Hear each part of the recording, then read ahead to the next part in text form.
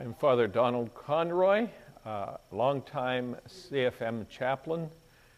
Shortly after my ordination, within a couple years, I met some wonderful Catholic couples who had been involved in CFM.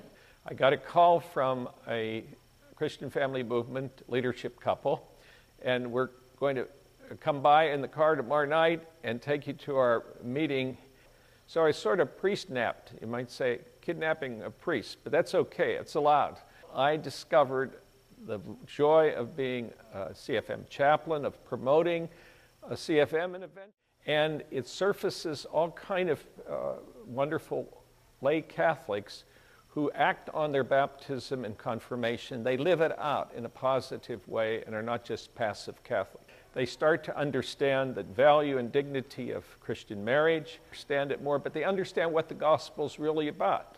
If you see what it does for the vitality of the parish, any pastor knows if he can get just even a few good leaders, he can really maximize his own ministry as priest. And you have inspired and motivated volunteers who understand their faith. You need inspired people, and they learn in CFM, and not only the women, but the men. The men get very involved, and the priest finds he has a lot of men as well as women, husbands as well as wives, really involved. CFM gives them the practical tools.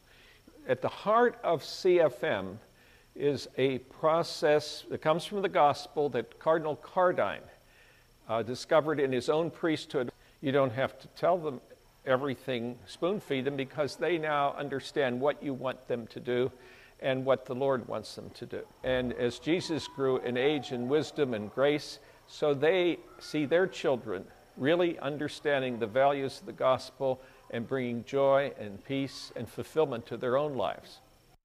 And what happened there can happen to your parishioners. It really renews you as a priest. It gives you a deeper understanding of your priesthood and the meaning of marriage and how a couple is called. Pope John Paul II painted a vision of family as essential to building up the life of the church. But does he realize what happened an hour or two before and what it takes to get a family there? I often got a better idea that I never got in the seminary or in my formal preparation. I came to understand what happens behind the scenes in family life before they appear in the pews in church.